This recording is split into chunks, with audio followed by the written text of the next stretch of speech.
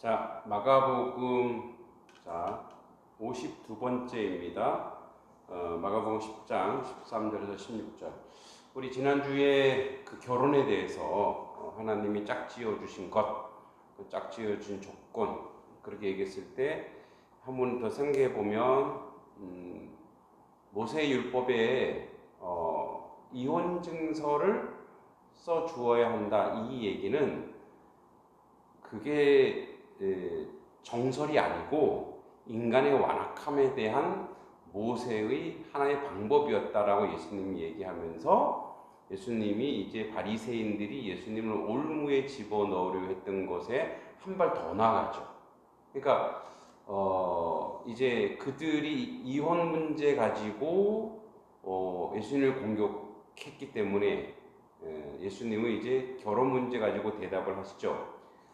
가장 핵심적인 것은 뭐냐면 하나님이 짝지어 주었다라고 하는 그 조건에는 우리에게 하나님 안으로 들어가야 진정한 가정이라는 것, 결혼 생활이라는 게 있다라는 거죠. 그래서 그 얘기했죠.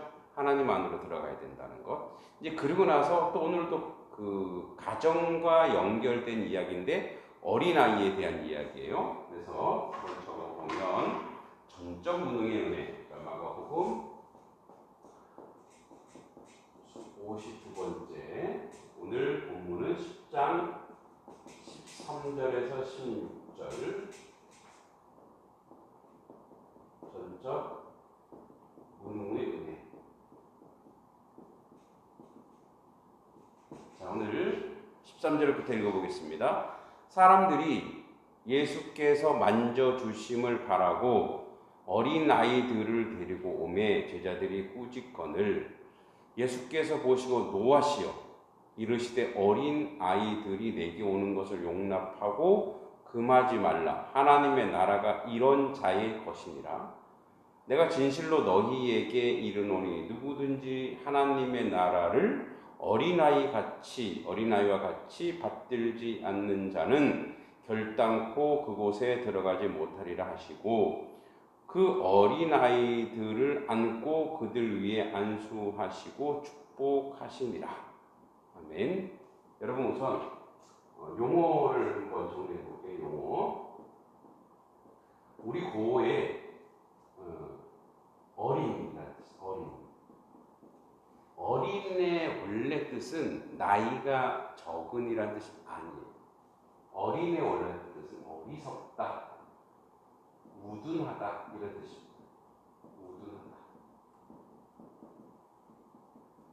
자, 이것이 이제 중세 국어, 우리 15, 16세기 국어에는 어린이라는 뜻이 이제 백성이 어리다. 이것은 어린 백성을 향가에 보면 나옵니다. 어린 백성을, 이게 백성이 나이가 적은 건 아니잖아요. 그러니까 뭐냐면 어리석은 백성을, 배우지 못한 백성, 이런 뜻입니다.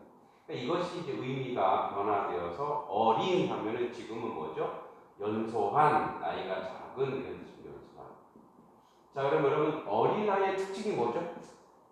어린아이의 특징. 자, 우리는 이렇게 표현할 수 있죠. 순수해, 깨끗해, 순수하다, 깨끗하다, 뭐 이런. 근데 여기서는 이런 의미 아닙니다. 사실 어린이들도 어린이들 수준에서 우리 어른들이 보기에 아이고 순진하고 순수하네, 그렇지만 우리 어린이들도 아주 맑고 순수하지 않죠. 어린이 입장에서 보면 굉장히 영악할 때가 있습니다. 무서울 때도 있고요. 여기서 얘기하고 있는 것은, 여기서 예수님께서 어린아이를 용납하는 것은 얘네들이 순수하고 순결하기 때문에 얘네들을 오라고 하는 게 아니에요. 자, 여러분, 그러면 우리는 하나님의 나라의 구원의 조건이 그 사람에게 있는 거예요. 순수하니까, 깨끗하니까, 순수하고 깨끗하기 때문에 그 사람을 이렇게 데리고 오는 그 조건이 이 어린아이에게 있는 거예요. 구원의 조건이. 그렇지 않아요. 자, 그래서 그런 개념이 아닌 것을 우리 한번 용어를 정리해 보고 이제 한번 본문으로 들어가 보도록 하겠습니다. 말씀의 제목이 전적 능력의 은혜인 것처럼 우리 어린아이는 어떤 존재인가 한번 보겠습니다. 사람들이 부모들입니다. 부모들. 속된 말로 치맛바람이 될 수도 있고요. 열심히 자녀를 양육하는 사람일 수도 있어요. 부모들이 예수께서 만져주심을 바라고 어린아이들을 데리고 오매 제자들이 꾸짖거늘. 여러분, 제자들은 어린아이를 싫어했을까요? 이게 당시의 가치고 문화였어요. 어린이, 그 다음에 과부, 그러니까 그들 공동체의 회방거리거나 방해거리. 그러니까 당시로 보면 대우받지 못하는 그런 존재들이죠. 그러니까 아직 성인이 아닌 뭔가 자기 역할을 해내지 못하는, 그러니까 어리석기도 하고 우둔하기도 한 그런 존재들. 그러니까 그런 존재들로서 의 어떤 그 제자 그 공동체에 별로 도움이 되지 않는 존재들이었어요. 그러니까 제자들이 꾸짖는 것은 그 시대 문화인 거예요. 세상 사람들의 가치인 거예요. 자기들에게 이해관계로서 별로 큰 도움이 되지 못하는 존재들인 거예요. 그래서 제자들이 꾸짖는 거예요. 자, 그러면 이 부모들은 왜 예수님께서 만져주심을 바랬을까요? 예수님께서 이제 이전에 여러 가지 사건들이 있었죠. 안수하시고 병이 낫게 하시고, 그죠? 그 이제 어린이들이 더 여기에서는 우리 그런 개념으로 안수해서 얘가 기름 부음 받아서 이런 개념이 아니에요. 이 당시 유아 사망률이 대단했거든요, 사실은. 뭐 제대로 된 약이 없고요. 근데 예수님의 보니까 가장 큰 기적이 뭐죠? 병을 고치시는 거예요. 그러니까 우리 자식 어떻게 건강하게 자라게 해달라고 만져주길 바라는 거예요. 더 건강하게 회복되길 바라고. 그래서 속된 말로 병 고쳐달라고, 우리 애가 혹시라도 다른 일 당하지 않게 해달라고, 그래서 아이를 데리고 와서 예수님께 만져주심을 바라는 거죠. 그래 바랬는데 제자들이 해방꾼인 거죠. 이를 들어오게 하지 말라고. 그랬더니 14절에 예수께서 보시고, 여기 노하시오라고 좀 점잖게 됐지만 14절은 예수님이 이거는 분노하시고, 아주 분노하셔서 굉장히 화를 내시고, 어린 아이들이 내게 오는 것을 용납하고 금하지 말라. 자, 그리고 나서 예수님이 이렇게 얘기합니다. 제자들에게 말합니다. 하나님의 나라가 이런 자의 것이야. 하나님의 나라. 하나님의 나라는 어떤 거냐면 너희들처럼 그렇게 행동하는 게 아니라, 하나님의 나라는 여기 어린아이 같이.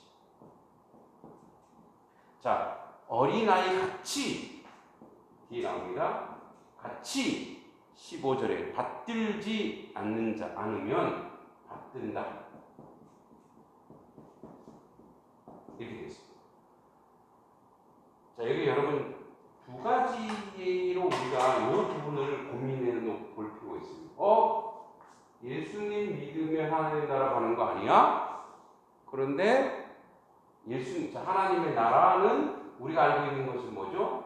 예수님을 믿는 거예요. 예수님을 믿는 믿음에서 온 거죠. 그런데 믿음인데 왜 어린아이 같이 해야 되나? 어린아이로 보면 그 당시에 어리석고 또 보호해야 될 대상이고, 아무 유익도 없고 아무 어떤 그런 존재가 아닌 그런 대상인데, 왜 하나님의 나라 가는 것이 어린아이 같이 돼야 되나? 나를 믿는 자가 하나님 나라 간다 라고 얘기하시면서 왜 이 얘기 하시나? 그러니까 여러분, 그냥 이것을 어린아이처럼 순수하고 깨끗한 것으로 가면 잘못 가는 거예요. 잘못 생각하는 거예요. 그러니까 이건 믿음과 연결되어 있습니다. 그러니까 믿음의 내용은 이렇게 어린아이 같은 믿음이어야 된다라고 예수님이 지금 얘기하는 거예요. 자, 그래서 우선 먼저 첫 번째 예수님께서 화를 낸 이유를 한번 생각해 봅시다. 분노. 예수님이 왜 이렇게 화를 내셨을까? 제자들을 꾸짖고 혼을 내셨을까? 굉장히 승기를 내신 거거든요. 이 부분.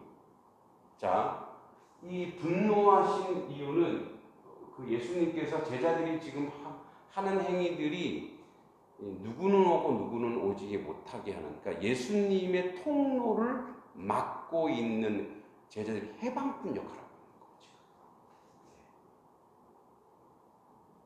그죠? 예수님께 누구든지, 그죠? 누구든지여야 되는, 누구든지 예수님께로 오게 해야 되는데, 누구든지 예수 그리스도를 만날 수 있는 자리여야 되는데, 제자들이 지금 차별하고 있잖아요. 누구는 오고 누구는 못.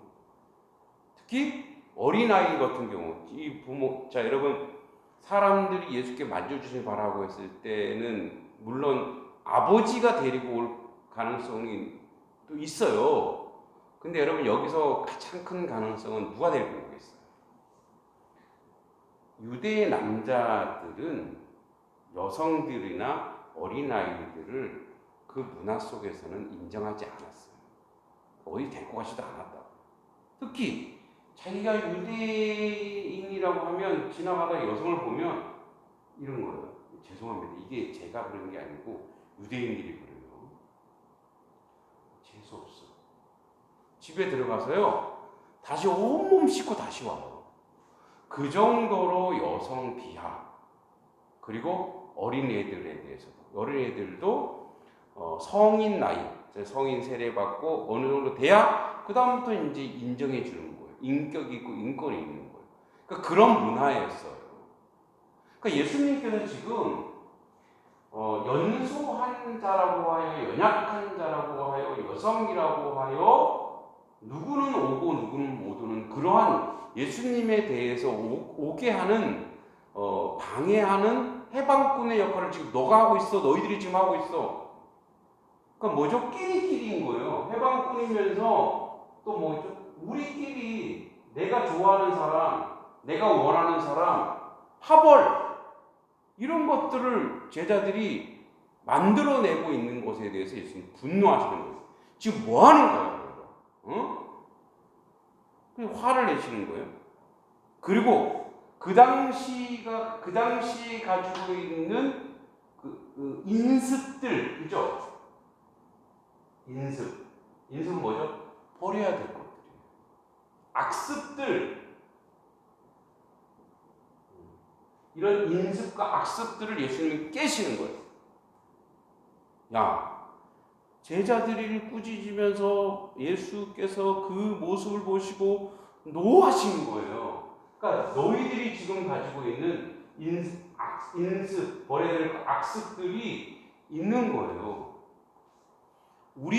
우리가 모르게 쓰고 있는 언어, 말이나 행동에서 오는 예수님을 만나야 되는데, 혹시 우리 안에 내성으로 있는 그런 인습이나 악습이 있을 수 있어요.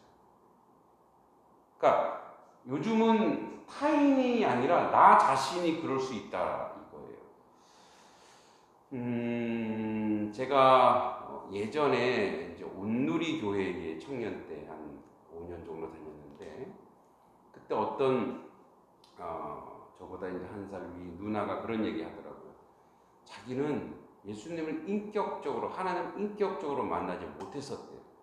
왜 만나지 못했었냐면, 하나님 아버지 그러니까, 하나님 아버지 그러면 자기 아버지가 떠오른다.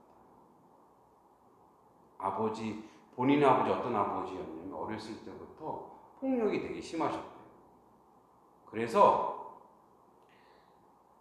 어느 정도로 이렇게 했냐면, 자기 여자인데 막 자기를 홀딱 벗겨놓고 때린대요.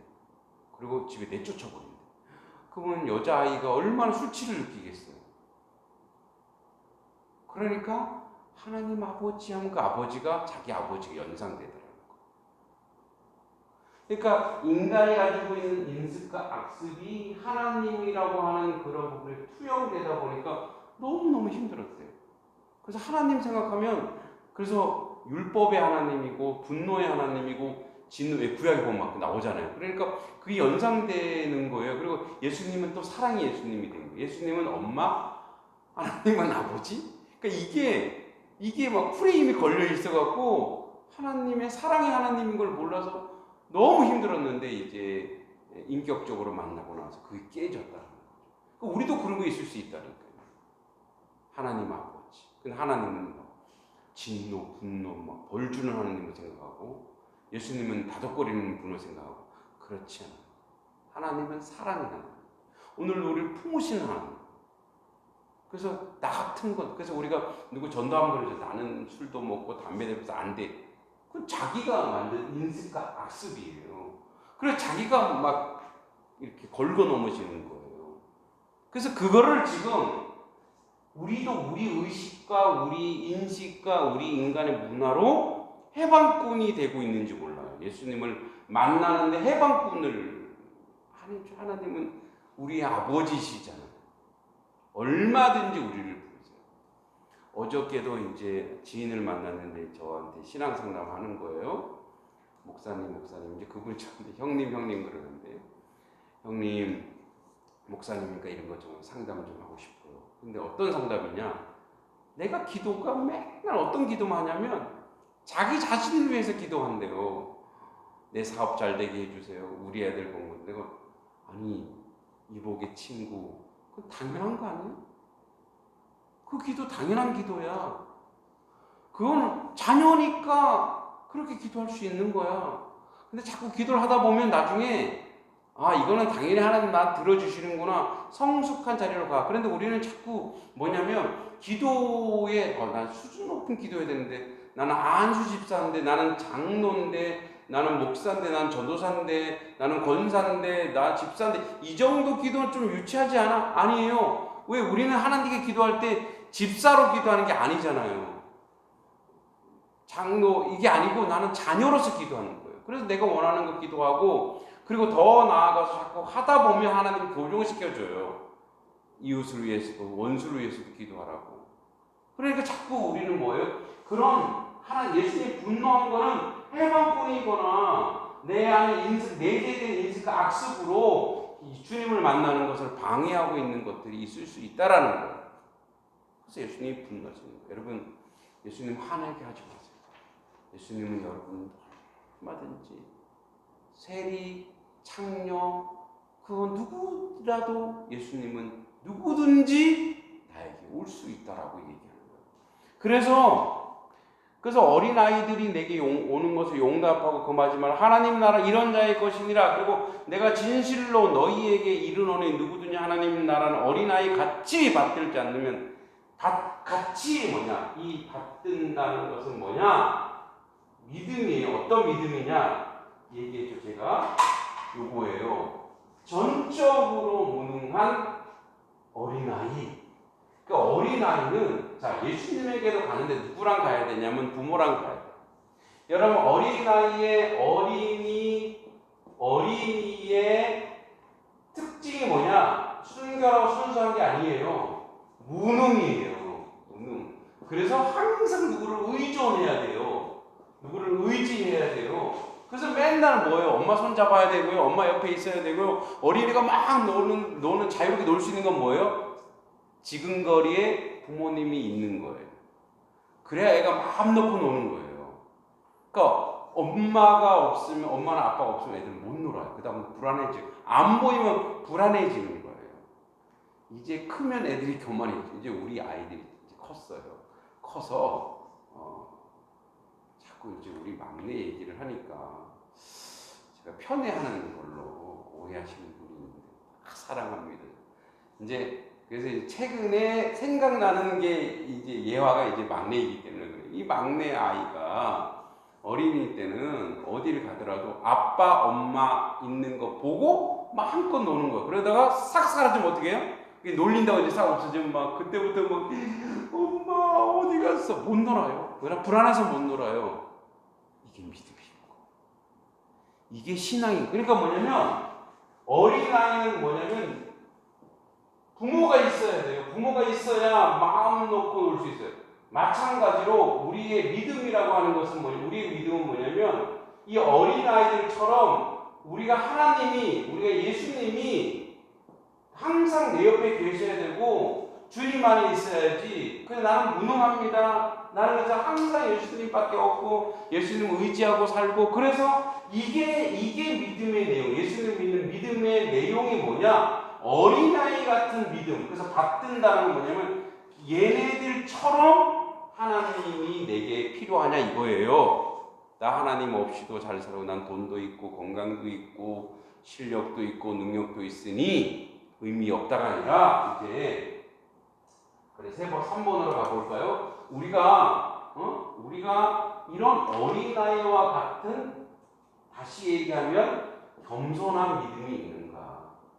겸손이라고 하는 게요, 겸양을 떠는 게 겸손이 아니고 뭐냐면 하나님 없이 나는 1분도 못 살아요. 어린아이들이 그러잖아요. 엄마 아빠 없이는 1분도 내가 살 수 없어요. 그래서 뭐예요? 그분이 나 다 해주는 거 알기 때문에, 그래서 전적 무능.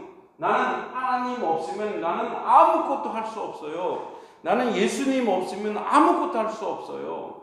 나는 예수님과 함께 동행해야 돼요. 내 옆에 항상 예수님 붙잡고 살아야 돼요. 하나님 나와 동행하지 않으면 나는 죽어요. 나는 평안할 수 없어요.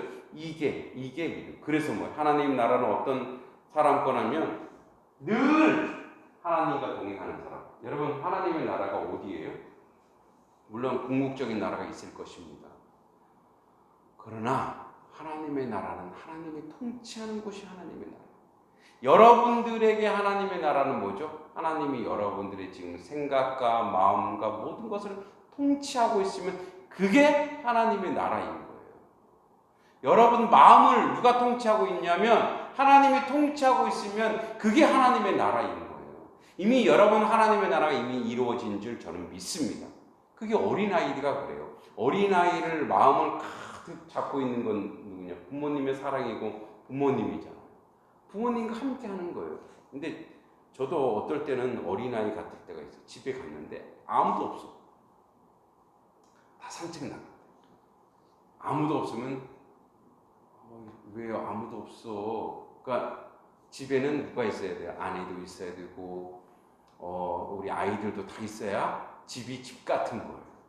그래 편안해지는 거거든요. 그러니까 집에는 있어야 돼요. 누군가가 있어야 돼요. 마찬가지예요.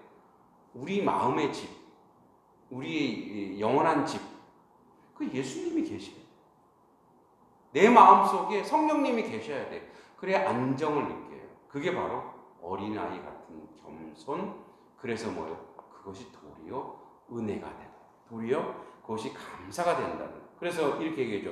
15절에 내가 진실로 너희에게 이르노니 누구든지 하나님의 나라를 어린아이 같이 받들지 않는 자는 결단코 그곳에 들어가지 못하리라. 믿음이죠. 그래서 예수님과 함께하지 않으면 나는 하나님의 나라를 이룰 수가 없어. 그래서 예수님이 16절에 그 어린아이들을 안고, 여러분 지금 예수님 품에 안기시길 바랍니다.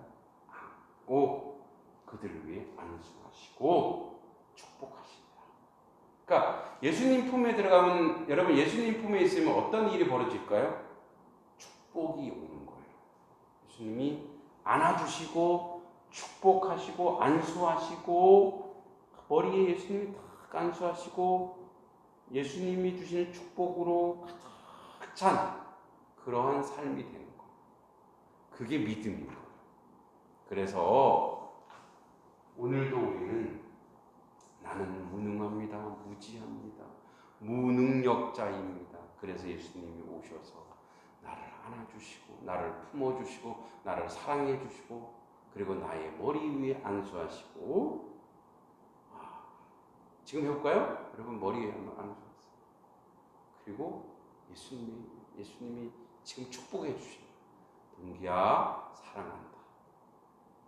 내가 너를 축복한다. 내가 너의 부모다. 너는 나의 자녀다. 너는 나의 골육지침이다. 내가 너를 사랑한다. 이것이 바로 얼마나 우리에게 큰 은혜가 되는지 모르겠습니다. 여러분, 그 은혜와 그 사랑 가운데 거하시길 바랍니다. 주님이 여러분 사랑하고 여러분 또한 주 안에 거하심으로 그 놀라운 은혜 가운데 있는 줄 믿습니다. 기도하겠습니다. 하나님, 은혜 감사드립니다. 주의 사랑과 주의 은혜 가운데 거하는 저희들의 모습이 되게 하옵소서. 어린아이처럼 부모 없이는 1분도 살 수 없는 저희들 모습처럼 저희 또한 예수님 없으면 1분 1초도 살 수 없다고 고백하는 그런 믿음의 사람, 믿음의 자녀 될 수 있도록 도우시고 인도하여 주시옵소서. 예수님의 이름으로 간절히 기도합니다. 아멘. 하늘에 계신 우리 아버지, 아버지의 이름을 거룩하게 하시며 아버지의 나라가 오게 하시며 아버지의 뜻이 하늘에서와 같이 땅에서도 이루어지게 하소서. 오늘 우리에게 일용할 양식을 주시고 우리가 우리에게 잘못한 사람을 용서해 준 것 같이 우리 죄를 용서하여 주시고 우리를 시험에 빠지지 않게 하시고 악에서 구하소서. 나라와 권능과 영광이 영원히 아버지의 것입니다. 아멘.